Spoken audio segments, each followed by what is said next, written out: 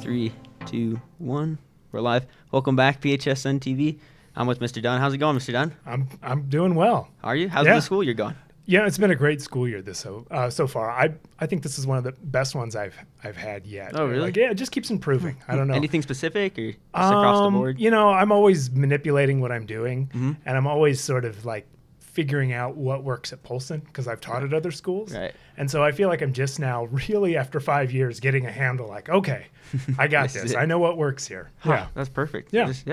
So can you tell me a little about your uprising, your college education, what you were interested in, Yeah. how you got here? Yeah, sure. So I grew up in a little tiny town, actually smaller than Ronan, but not in Montana. I grew up in Illinois. Oh, okay. Along the Mississippi River, basically as far away from Chicago as you can possibly be in the state. And I didn't really know what I wanted to do there. Everybody was like either working on the river boats or in prisons. It was kind of our industry. Right. And so I originally was thinking, honestly, when I was in high school, two things. One, I almost went into the Navy because I had a friend who was a helmsman on a battleship. And the other thought was maybe I would be a plumber. Huh, that's interesting. Yeah, and so then I just was like, I don't know. My parents convinced me I should go to school. So I just basically applied to all the schools in Illinois. And I ended up going to Eastern Illinois University, which is, I recently saw its notoriety is that it is officially the cheapest school to go to in the entire nation. Really? No Yeah. kidding. Huh. Yeah, and I got a bachelor's degree in biology and environmental science there. And why I went into that was just I always grew up working on farms. Right. So I you're liked familiar. being out. I liked being outside, and so looking at the options available, that one seemed like the one that would allow me to get outside the most. Huh, that's interesting. That's very interesting. Yeah. And then you ended up working in the Forest Service, correct? Well, the Park Service. Park Service, Yeah. okay. Yeah. Can you tell me a little about that? Okay. How'd so you stumble into that? when I was at Eastern, because I did the environmental science option, which you could get a biology degree, but I got the biology and environmental science. You had to go work in environmental science in some way. And so I just started applying to jobs in the Park Service, even though like I'd been to national parks before, I hadn't really been to a lot. And I happened to get several job interviews, and of the options that, or of the ones that offered me jobs, Glacier just seemed like the best to me. I'd never even been to Montana before, honestly. Really? Yeah.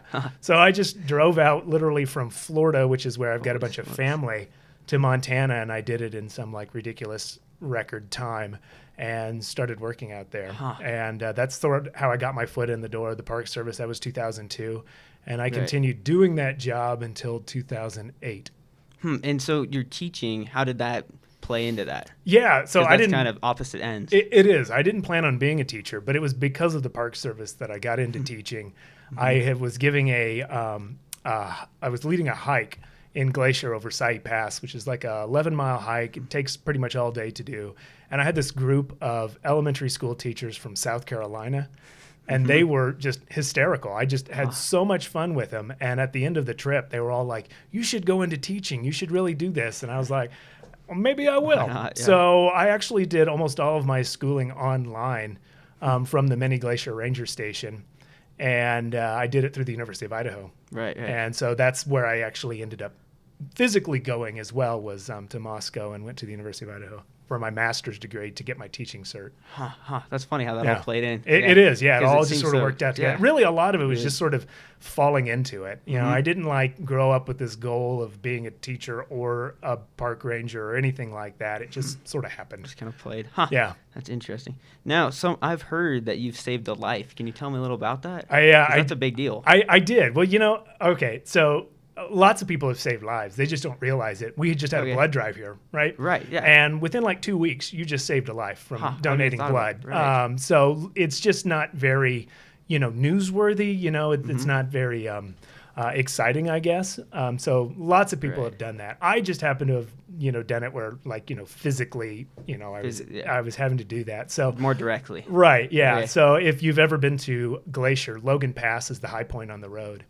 And in general, the requirement is that 2 rangers are always staffing the visitor center up there. Okay. But typically one is in the visitor center and one's roaming about. And that time, I think this was I think this was 2006, because you can actually look it up online, because there's only been 2 years in Glacier where nobody died. And 2006 was one of those years. It just, people tried to. Right. So I was working up there. I had a brand new ranger I was working with. It was literally one of his first assignments, and it was his first year. He didn't have his radio working properly, and he was what we call roaming. He was just kind of out on the trails and stuff. And I was working the visitor center by myself. And this guy runs in, and he's like, Ranger, Ranger. I was like, yeah. He's like, there's a guy that just died outside. Jeez. And so I don't know what he means by that. Right, that's so, a shock. It's a shock. So I grab my pack that we always have packed and ready to go, and I kind of just walk outside of that. I'm trying to be cool, and not like panic or anything. In the situation. And so I walk out there, and not probably 20 yards from the visitor center, there's a guy laying in the middle of the trail, just completely sprawled out. His skin's all gray. Jeez. And he's dead. Right. And so I get on my radio and I try to call the ranger I'm working with. He's not responsive. The one that's roaming? Yeah, right. The one that's roaming. And luckily, one of the law enforcement, the road rangers, just happens to be pulling in. And so I'm able to get a hold of him. Oh, that was nice. And while he's getting everything going, I start performing CPR, Right. So I've been trained in that. And certified in everything. And so I start, performing the CPR. And at that point, everything's just kind of a blur. Right. But what I do remember is at one point on one particular, sort of chest compression, I feel his body jolt. And so give you a little hope. Yeah, so I grab his wrist because I start to see color literally come back into him, and I get a really weak pulse.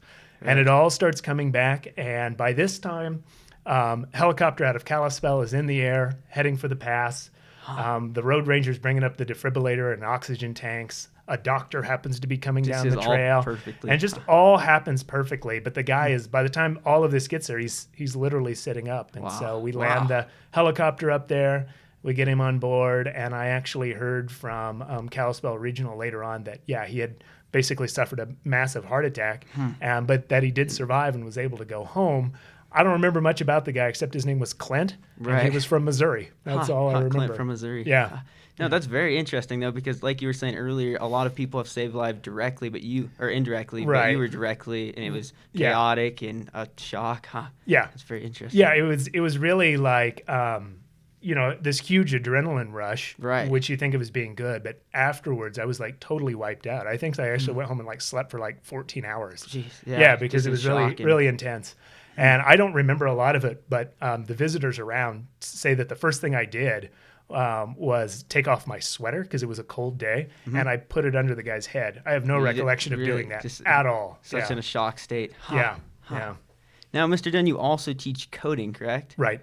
Now, is that just another thing that you just stumbled into and found interest in, or have you always been interested in it? Or? Yeah, no, I'm actually not much of a computer person. I don't even have a personal computer at home. Oh, really? I just have my school laptop that the school lets me use at home because I take it home to do work. But when I was probably in middle school, junior high, my stepmother just brought this random computer home that she had gotten at an auction at a university. And so we basically clunked it down and we turned it on, and it didn't really do anything except flash a little bit. And so she went to the library and got this book on computers because we were pretty naive to them. It turns out it was an Apple II computer, so it was the second computer Apple ever came out with. And I basically started going through this book and figured out how to operate. I thought I was operating the computer. It turned out I was actually coding my own stuff. I didn't realize. I really had no idea how it worked.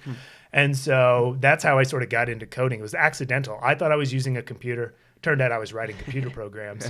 And then I mentioned already, I worked on farms. And so basically I'd go work on the farm all day, driving tractors. And in Illinois, which is almost perfectly flat, and you just drive straight for a couple of miles, and then you turn around and drive straight back the other way when you're plowing. And so I'd have a lot of time to sit on the tractor, and I'd just kind of think about codes in my head. And then at night when I'd get home, I'd just type them in and see if it would work. And so I just sort of, that's how I kind of just plopped into that as well.